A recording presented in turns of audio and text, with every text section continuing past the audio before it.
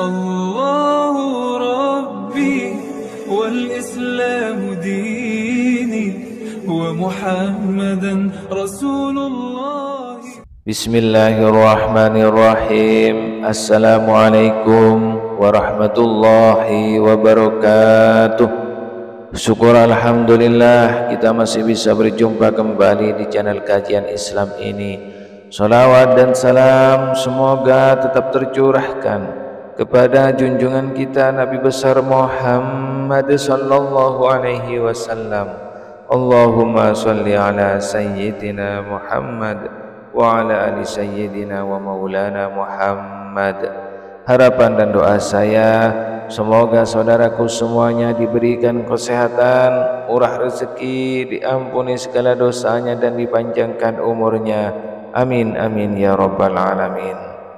Sahabat kajian Islam yang dirahmati Allah, pada kesempatan kali ini kami akan membahas yaitu dua surat Al-Quran yang dibaca saat sholat subuh.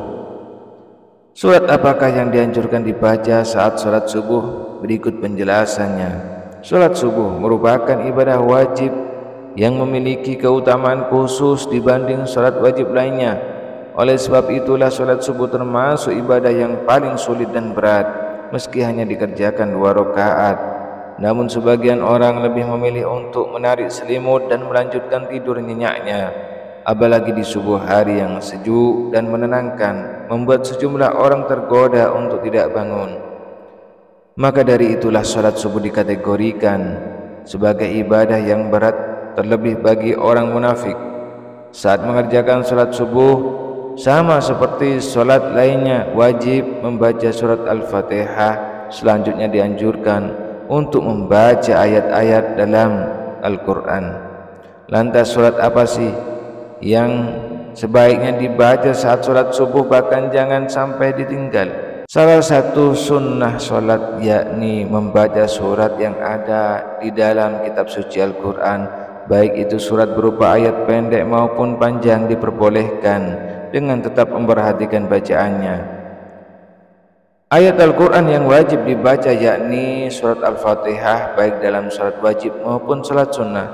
Adapun surat atau ayat Al-Quran yang dibaca setelah membaca Al-Fatihah ialah bebas. Sebagai pengetahuan, Al-Quran terdiri dari 114 surat dan 6.000 ayat lebih. Jadi semuanya memiliki pilihan surat atau ayat yang melimpah untuk dibaca. Saat setelah membaca Al-Fatihah dianjurkan untuk membaca surat atau ayat pendek dalam Al-Quran tersebut. Semua surat dan ayat dalam Al-Quran boleh dibaca saat sholat, mulai dari surat-surat pendek dalam juz amma atau juz 30. Ada pula yang gemar membaca potongan-potongan ayat dalam surat-surat yang panjang, suatu misal surat Al-Baqarah. Dan ada pula yang membaca surat atau ayat yang disesuaikan dengan kondisi dan situasi. Misalnya ialah momen bulan Ramadan, di situasi saat itu dalam perjalanan dan lain sebagainya. Akan tetapi ada 2 ayat yang sering dibaca Rasulullah SAW ketika sholat subuh, yaitu apa suratnya? Jangan tinggalkan 2 surat ini saat sholat subuh.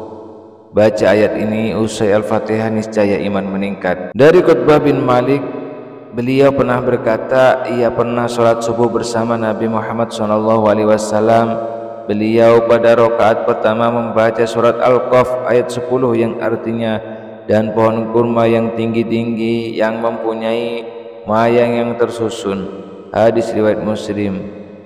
Dari hadis tersebut bisa disimpulkan Rasulullah SAW di rakaat pertama pada sholat subuh membaca Al-Fatihah. Beliau membaca surat Al-Qaf sampai ayat ke-10. Kenapa Rasulullah membaca surat Al-Qaf pada rakaat pertama waktu sholat subuh? Isi surat Qaf ini intinya adalah untuk memperingatkan manusia tentang kejadian mereka dan mengingatkan tentang nikmat yang diberikan kepada manusia. Begitu juga peringatan tentang hari bangkit, hari berhisab, surga neraka, pahala dosa dan lain sebagainya, supaya kita semua ingat kepada Allah bahwasannya akan ada hari bangkit, di mana manusia akan dibangkitkan dari kubur lalu dihisab semua amalannya. dan diberikan balasan sesuai dengan amal perbuatannya semasa hidup di dunia. Bagi yang banyak amal baiknya akan diberikan ganjaran masuk surga, dan bagi yang banyak amal buruknya akan dimasukkan ke neraka dengan segala siksaannya. Lalu pada rakaat kedua, apa yang dibaca Rasulullah?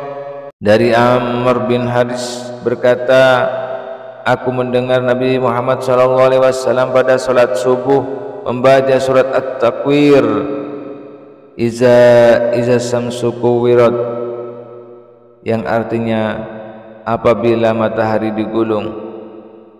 Dalam surat At-Takwir ini pun juga berbicara peringatan kepada manusia tentang hari kiamat, seolah-olah surah ini ingin menyampaikan pesan kepada manusia bahwasanya keadaan semesta alam ketika kiamat datang akan hancur. Terjadi kegoncangan di mana-mana, matahari akan digulung sehingga semesta gelap gulita dan manusia tidak akan dapat mengelak dari pengadilan Allah Subhanahu wa taala tentang amal perbuatan yang dikerjakan semasa hidup di dunia. Apa keutamaan membaca surat At-Takwir pada rakaat kedua salat subuh? Insyaallah mampu meningkatkan keimanan kita kepada Allah dan memunculkan kehusuan dalam salat, bahwasanya kita semua akan meninggal dan akan sangat celaka di saat kita meninggal tanpa bekal amal soleh yang cukup untuk menghadap Allah Subhanahu wa taala. Bacalah dua surat ini saat mengerjakan salat subuh dan pahami maknanya dengan baik. Insyaallah kita akan menjadi manusia yang senantiasa ingat kepada Allah Subhanahu wa taala. Insyaallah kita akan selalu bersyukur dan sangat takut untuk melakukan perbuatan dosa. Semoga Allah Subhanahu wa taala selalu menjaga iman dan Islam kita. Amin amin ya rabbal alamin. Sahabat kajian Islam yang dirahmati Allah, demikianlah dua surat saat salat subuh yang dibaca, mudah-mudahan bermanfaat untuk kita semua, mudah-mudahan menambah wawasan kita semua. Akhirul kalam, wassalamualaikum warahmatullahi wabarakatuh.